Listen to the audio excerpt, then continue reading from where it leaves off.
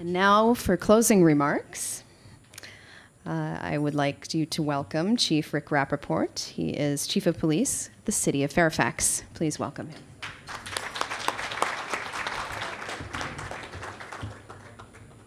Well, good evening, ladies and gentlemen. Have you ever had that feeling when you hear someone talking and you think, hey, I think he's talking about me? Well, when Emery was talking about innocent ignorance, I kind of had that feeling sitting at the table. I think I represent the innocent ignorant from, at least I did a few years ago. And I knew when I was invited tonight that I was going to enjoy a really wonderful dinner. I didn't know till I got here that I was also going to be asked to speak. And so my remarks aren't going to be nearly as polished as the distinguished and educated people who preceded me. But I'd instead like to just tell you a little short story about how I come to be here. About 3 years ago, a group of representatives from the American Turkish Friendship Association, which is headquartered in the city of Fairfax, called and asked if they could come over and just introduce themselves. And I said, sure. You know, official visits are one of the lubricants that keep Washington moving.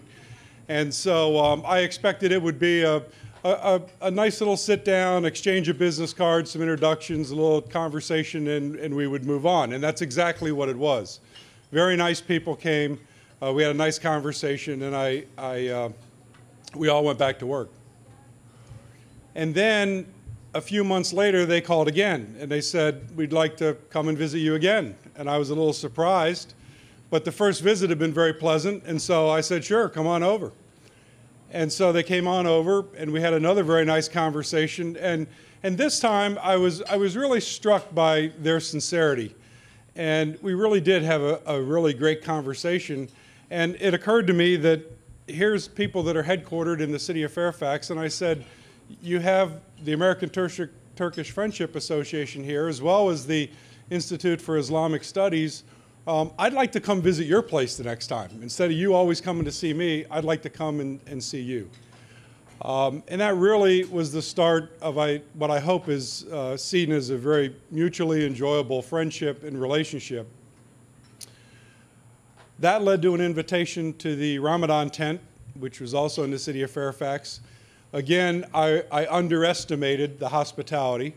I expected to go, spend a little bit of time, see one or two people that I had met through the visits, and basically pay my respects, to be quite honest with you. I wanted to go and see this celebration, but I really didn't expect to be more than just kind of a bystander in the back corner. Those of you, the Turkish Americans in the room, know already that that's exactly what didn't happen. Myself and the fire chief were the center of attention. We were fed enormous amounts of food that was very, very good.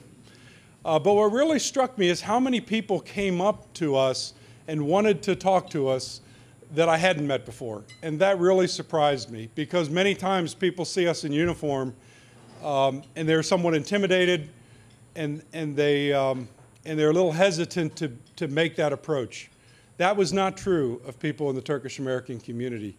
And myself and the fire chief had a great evening that night. And we paid visits. We paid visits to the offices. We met more people. And that is a relationship that has continued to evolve over the last 3 years. And I've met more and more people in the Turkish community. That culminated a few weeks ago when I was honored to be invited to visit Turkey on a sponsored trip, and myself and Delegate Dave Bulova, who represents this area in the Virginia legislature, went on that trip. And I'll tell you, it was an amazing trip. If you get the chance to go, I would highly recommend it. I wouldn't recommend going 2 weeks before Thanksgiving, because as you can see, I'm still paying the price for that. But a couple things struck me about that trip. We ate one or two really great meals. That certainly goes without saying. But what really struck me about that trip was the people that we met there.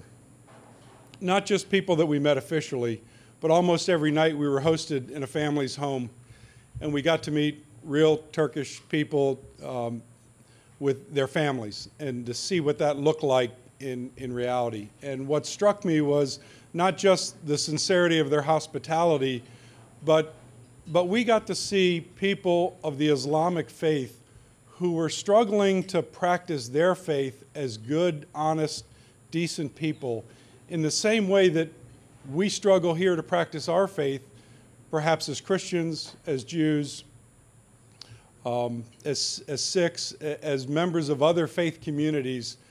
And it was a very different perspective than what we often see when we read newspaper accounts or we watch TV. And the Islamic faith is politicized, if you will. And to see those families struggling to do many of the things that we try to do here, to reach out to other people, to care for other people, to be hospitable. We talked to families who were sponsoring mission trips to places in great need, just like we sponsor here. We talked to families who were hosting exchange students and supporting exchange students, sometimes from countries like the United States, sometimes from very poor places, very poor countries in Africa. And they were literally picking up the tab for those students to come and study in Turkey, much as we try to share those resources and that generosity here. And what struck me is that we have far more in common than we have that separates us. And so I just wanted to share with you what this whole outreach effort of intercultural dialogue that I hear so much talked about, our speakers talked about, and sometimes is talked about at the 10,000-foot level, and that's important. It's important to have an overarching mission. It's important to see this as a global effort, but I also wanted to share with you what that felt like, how that impacted just one person, me, and the things that I saw and have learned as a result of, I'm kind of embarrassed to say, as a result not of me reaching out to the Turkish American community, but the Turkish American community reaching out to me and to the members of my department. And members of this community have, in the meantime, over the years, come and talk to officers in my department, come and talk to supervisors, put on some training for some of my folks so that my officers and supervisors and commanders have the same benefit of that experience that I've had. And that's been a really great thing. And so I just wanted to take a couple of minutes to say to all of you in the Turkish American community, thank you for your efforts to reach out to us, to educate us about your culture, about your faith, about your country. I have the highest admiration for what you all are doing to bring us together as cultures. And I pledge to you my efforts in helping to be a part of that solution, and I thank you for the invitation tonight.